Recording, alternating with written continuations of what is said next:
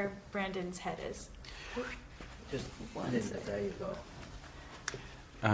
Brandon's head, at this stage, at the beginning of season 4, he's certainly not in a good way, because naturally last year he killed thousands of innocents, and that weighed in his shoulders a little bit.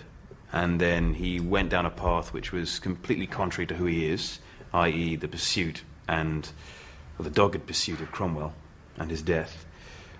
And then his wife left him, decided that she loved him no longer. And of course these things would leave any man in a bad place, and a dark place. And so at the beginning, I think he realizes his life, or believes his life, is winding down to an end, and this is how it's supposed to be, a cold and lonely end. Oh, how sad. So he seems haunted by all these people he's killed, especially Robert Aske. Tell me about these apparitions he's seeing and this haunting, basically. The haunting, it's more of an internal thing rather than the physical manifestation of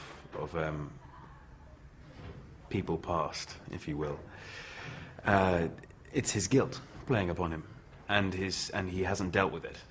And so, as the story goes on, it's this acceleration towards him trying to deal with the things that he's done, which have been so counter to his moral code. But at the same time, he was forced to do, as we all know, because of his sense of duty.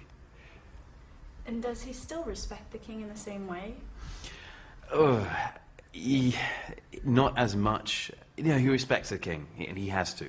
That's his job as a loyal subject, is to respect the king.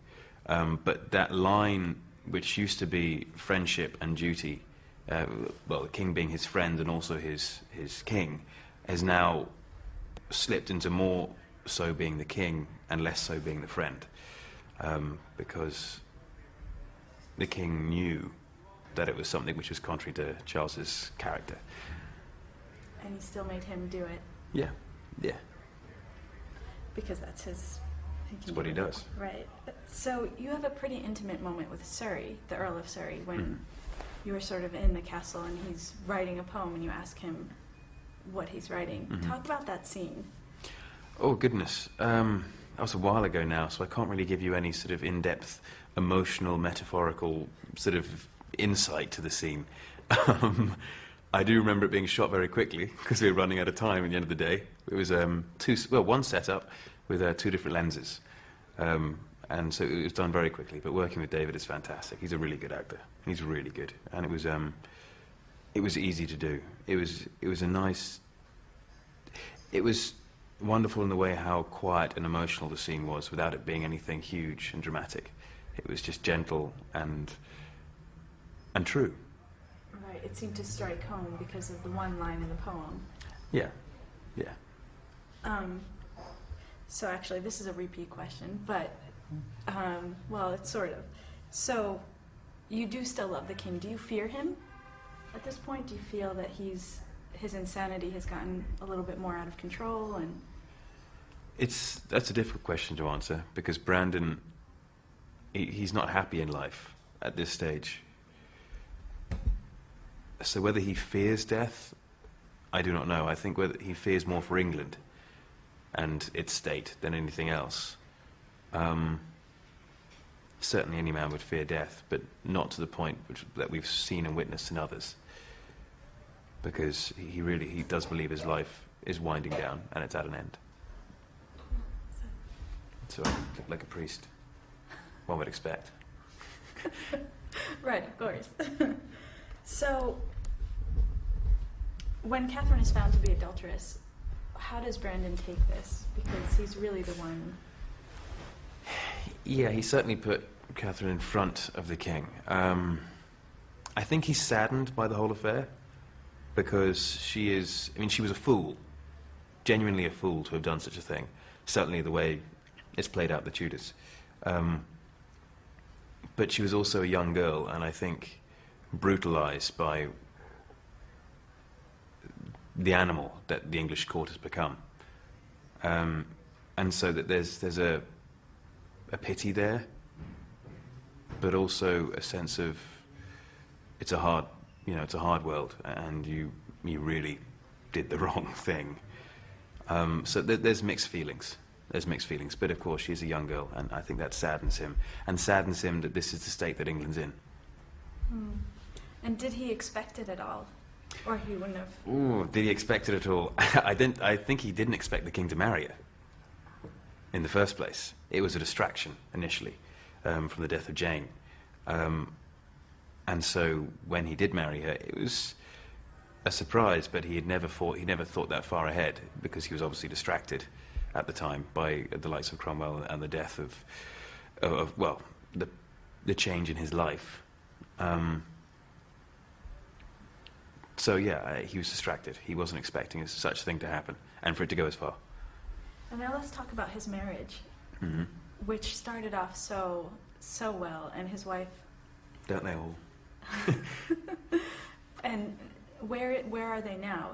I mean, she just has lost respect for him, and he understands that. And yes, I understands. I think is a strong word, because I don't think he understands why she doesn't understand the concept of duty to the king. That's one of his strongest points in his character, is duty and honour. And the fact that she's treated him so harshly, when I think if he was in his weak moments when he's being defensive, he would say, "How dare you treat me like that? You're the one who's supposed to be there to take care of me when I have to do these things." But at the same time, it is so contrary to his moral code to have done such a thing. There is an understanding of her feelings about it, but he has the same feelings. But I think he's not happy with the fact that she has cast him aside when she could have been supportive and aware that the situation is ugly, but try and make best of it. he didn't really have a choice. Well, of course he had a choice. I mean, everyone has a choice, but he chose duty. Over death, he would have been. Possibly. Yeah. So Brandon seems to finally come alive when they do the siege on Boulogne. Bologna. Tell me why that is. He has found a reason to live again. He's back doing one of the things he's good at, leading men, fighting. It's a distraction from it's life. He's living, breathing, fearing death again, fearing failure, and it's what he thrives upon.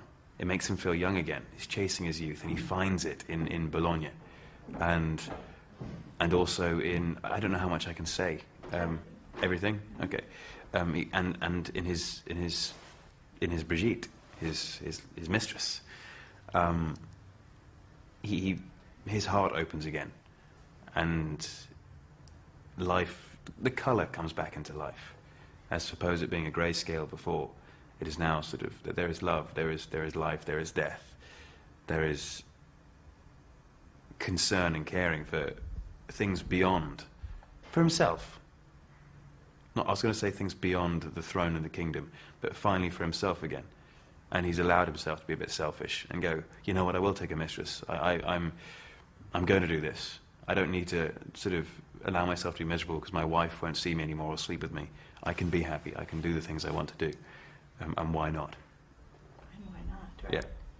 And what is it about Brigitte that gets his attention? Because I think that's a tough question. I mean, I haven't worked with Selma that much, the actress who plays Brigitte, only very briefly with the actual scene where I first see her. I think it's just a combination of everything that's going on. It's war, life, death. She's there. She understands. There's a connection, an inexplicable connection between people where you go, I really, really want to be around this person. And whether it goes deeper than that, whether it's just a person for Brandon or whether it's the individual, who knows? I certainly don't. Not at this stage. I can tell you afterwards, after I've done the scenes. Okay, great. So tell me about the actual war scenes or the actual fighting scenes, and about learning. About learning how to sword fight. I'd done a bit of sword fighting in previous jobs with actually some of the stunt guys who were working on this and the sword masters. It was a while ago, mind, so I was a bit rusty, but the guys were exceptional and they got me back up to speed. And they are some of the best I could ever imagine working with. Even when I mess up, they still somehow make me look incredible. They do a fantastic job. I don't think anyone realizes the job that stuntmen and swordmen do. There's a lot of danger to them having actors throwing swords around, and then they make the actor look incredible. I mean, they make us look like we generally know how to use a sword, all to the risk of their own health. And I don't think their praises are sung nearly enough, because they go through all sorts of clashes and bangs and bruises, and they have to keep on going over and over and over and over again. And yeah, they're the true stars of the movie, in my opinion. Wow. And are you wearing the full metal, and is it heavy? No, it's not full metal. No, not at all. Some of the soldiers are wearing breastplates, but myself and other lords, etc., are wearing sort of leathered, heavy leather, as opposed to anything like that. I think that era has moved on a bit. It's less to do with full armoured warfare, and now it's leaning towards guns. Oh, right. And ranged warfare, with the odd muskets. skirmish, yeah. I think they were invented right around then. I believe so. Yeah. So the swords you're using, are they very heavy? The ones we use are about half a kilo to a kilo. The real ones, I think, are about 1.5 kilos, which they used back then. I know, I was surprised too. Having said that, as light as that may sound, it's very, very tiring. If you're doing it properly and using the wrist as you're supposed to, you do find all sorts of new muscles in your body going, I didn't know that existed, and why can I not lift my wrist like that anymore? It's remarkable. And that's why I have so much respect for the guys who do the job, because they do it over and over and over and over and over and over and over again, really quickly, while we're missing the strokes and smacking them around the thigh or in the knee or on the hands, and they're going, no, it's fine, I'm fine, you didn't hurt me, you didn't touch me, and you know very well they're going, oh my God, it hurts so much. So you do the choreography with them? Oh yes, we learn with them. Oh, okay, that's amazing. So now, how does Brandon feel about the new queen? Ooh, good question. How does Brandon feel about the new queen? He likes her. She's got her head together. It's screwed on. I don't think he likes the fact that Henry did nab her off poor old Thomas. But then again, he doesn't care much for Seymour's. I think he's just kind of sitting back and watching at the moment. It doesn't matter to him how much he likes the Queen or not, because he's made that mistake in the past, liking them or disliking them, and his opinion doesn't matter. He's just got to be damage control and keep an eye on the kingdom while everyone else is doing their thing. And keep an eye on the court and the councillors to make sure that no one's stepping beyond their bounds. And Brandon leaves the court for a while. Why does he do that? At which stage? This is, well, when he comes back, the king's like, oh, you've been gone for a long time. Oh, goodness me. Yes, this is just after Catherine was killed. Executed. Right. And he disappears because he thinks, okay, cool, well, the king's probably going to go into a rage and want to blame someone, as he always does, and I may end up dead because of it. Best not to be around when he flies into one of his fits of rage. So stick to the game plan, step back for a bit, then come back, and you can still be of service to the kingdom. Smart. Much, much smarter. Yeah, he's definitely grown a lot, that's for sure. So, this is actually the last question. See how easy this is? Yeah, oh my God. In the end, Brandon is really one of the very few survivors. Mm. One of the very few people who survived Henry's wrath. Why is that? Why do you think he has survived? Initially, because he survived in the initial stages because he was so close and the king could speak to him honestly and openly without it being a political thing. It was just two guys who could sit down and take their boots off and and talk. And then as time went on, because he was the most loyal of subjects, and he knew he could always trust him. And then I think because there was no one else. And he knew he was good at his job. Brandon became, well, certainly the way we're playing it, Brandon became very good at keeping an eye on things and making sure everything was savvy. But yeah, I think ultimately, just out of sentimental value, he was the only one left. Someone's trying to break in. I know, they're like knocking down the door. And he's his only friend at this point, right? Yeah, by the end. Press the white button, Nick, if you want to open it. Maybe we just say that last line. Yeah. He's killed all his other friends, really. Yeah, he's killed his other friends. Brandon is the only one left. That's it. That's it. How easy is that? Yeah. Easy. We got the answer already. I think we did. Was the sound okay for that? Well, maybe it'd be better to do more than just one sentence, actually. Okay, so... So again? Yeah. Yeah, just. All right, so it wasn't as easy as that, huh? Well, near. Near enough. Yeah, you're on. Okay, so why is Brandon the only survivor, really? Brandon, the only survivor, initially because he provided the king with... Was that a drill? Anyone else hear that? I think that's somebody walking above Oh, us. okay. Actually. All right. Brandon is the only survivor out of all the characters we've seen come and go. Initially, in the initial stages of the relationship and of the Tudors, because he was that person who provided Henry with a non-political, a shoulder to lean on, a shoulder to cry on, someone to talk to, someone to bounce ideas off, someone to take his boots off next to fire, be normal with. And that was fantastic initially. And then it moved on to the stage of him being a dutiful and loyal subject to the king. And above all others, no one else. I mean, he proved it in 3, as we all saw, that he would kill thousands of innocents, even though the king may have suspected his own personal feelings and where his religion lay. And to expand upon that, the fact that Charles Brandon is sitting there through a reform, even though he's more of a Catholic than anything else. But he's still doing exactly what the king says. So he's a dutiful, loyal, above all other subject.